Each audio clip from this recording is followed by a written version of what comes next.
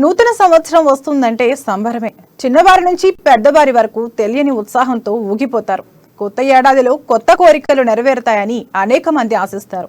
అదే సమయంలో డిసెంబర్ 31వ తేదీ రాత్రికి మద్యం తాగనిదే మజా రాదనే వారు అనేక మంది ఉన్నారు.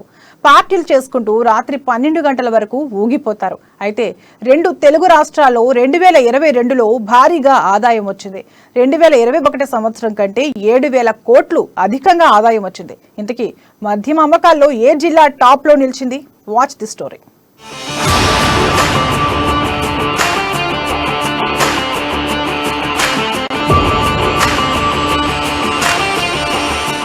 న్యూ ఇయర్ జోష్ రెండు తెలుగు రాష్ట్రాల ఆదాయం పెంచింది. మందుబాబులు రికార్డు ఆదాయం తెచ్చిపెట్టారు. ఏపీ తెలంగాణలో మద్యం అమ్మకాలతో భారీ ఆదాయం వచ్చింది. ఏపీలో డిసెంబర్ 31వ తేదీ ఒక్కరోజే దాదాపుగా 127 కోట్ల రూపాయల మేర అమ్మకాలు జరిగాయి. డిసెంబర్ 29న ఏపీలో 72.3 కోట్ల మేర విక్రయాలు జరగగా 30వ తేదీన 86 కోట్ల మేర లిక్కర్ సేల్స్ జరిగినట్లు అధికారులు నిర్ధారించారు. సాధారణ రోజుల్లో 72 కోట్ల మేర లిక్కర్ అమ్మకాలు ఉండేవి. ఇటు తెలంగాణలో డిసెంబర్ 31వ తేదీన ఎక్సైజ్ శాఖకు భారీగా ఆదాయం వచ్చింది. నిన్న ఒక్కరోజే అబ్కారీ శాఖకు 215 కోట్ల రూపాయల 74 లక్షల రూపాయలు ఆదాయం సమకూరింది. అమ్మకాలు తగ్గినప్పటికీ ధరలు పెరిగిన కారణంగా ఆదాయాన్ని సమకూర్చుకుంది.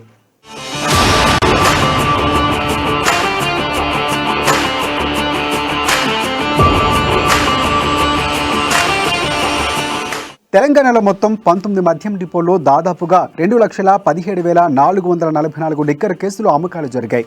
అదే సమయంలో 1,28,455 కేసులు బీర్ కేసులు అమ్మకాలు జరిగినట్లు తెలుస్తోంది. కేవలం హైదరాబాదు 2 డిపోల నుంచి 37 కోట్ల 68 లక్షల అమ్మకాలు జరిగాయి. ఇక 2022లో తెలంగాణలో 34,000 కోట్ల మేర మద్యం అమ్మకాలు జరిగాయి. 2021తో పోలిస్తే ఇది 7,000 కోట్ల రూపాయలు అధికం. మద్యం అమ్మకాల్లో ఏడాది రంగారెడ్డి, హైదరాబాద్ టాప్ ప్లేస్లో నిలిచాయి. 3,638 కోట్ల రూపాయలతో హైదరాబాద్ జిల్లా రెండో స్థానాన్ని ఆక్రమించింది. 3,447 కోట్ల రూపాయలతో నల్గొండ, 3,395 కోట్ల రూపాయలతో వరంగల్ అర్బన్, 2,893 కోట్ల రూపాయలతో కరీంనగర్, 2,841 కోట్ల రూపాయలతో మెదక్, 2,415 కోట్ల రూపాయలతో మహబూబ్ నగర్, 2,145 కోట్ల రూపాయలతో ఖమ్మం జిల్లాలు తర్వాతి స్థానాల్లో ఉన్నాయి.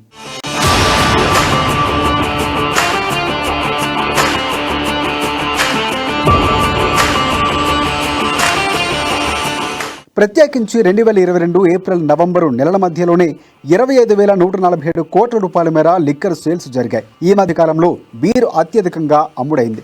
మందుబాబులు 3.48 కోట్ల కేసుల మేర బీర్ను కొనుగోలు చేశారు. మిగతా లిక్కర్ సేల్స్ 2.52 కేసుల మేర జరిగాయి. ఇక 2014లో రాష్ట్ర విభజన తర్వాత తెలంగాణ ఎక్సైజ్ శాఖ ఇప్పటి వరకు 2 సార్లు మద్యం ధరలు పెంచింది. కొత్త లిక్కర్ పాలసీతో షాపుల సంఖ్యను పెంచింది. 2021లో కేవలం లిక్కర్ షాపుల దరఖాస్తుల ద్వారానే అబ్కారీ శాఖకు 1,200 కోట్ల రూపాయల మేర ఆదాయం సమకూరింది.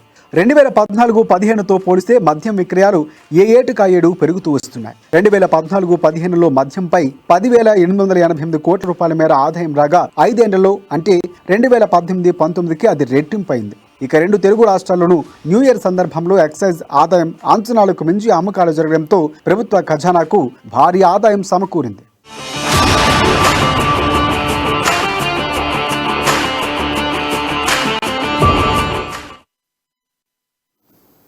రైలు ఢీకొని మహిళ మృతి చెందిన సంఘటన జగిత్యాల జిల్లాలో చోటు చేసుకుంది. మల్యాల మండలం పోతారం గ్రామంలో చిన్నపల్లె శివారులో రైలు ఢీకొని రాజారాం గ్రామానికి చెందిన బక్కశెట్టి రాజవ్వ అక్కడికక్కడే మృతి చెందింది. రైలు ఆమెను పట్టాలపై కొంత దూరం లాక్కెళ్లింది. దీంతో ఆమె శరీరం నుజ్జునుజ్జై చనిపోయింది. స్థానికుల సమాచారం మేరకు ఘటనా స్థలానికి చేరుకున్న పోలీసులు పోస్టుమార్టం నిమిత్తం మృతదేహాన్ని స్థానిక ఆసుపత్రికి తరలించారు. ఈ ఘటనపై కేసు నమోదు చేసుకున్న పోలీసులు దర్యాప్తు చేపట్టారు. ఘటనకు సంబంధించి పూర్తి వివరాలు తెలియాల్సి ఉంది.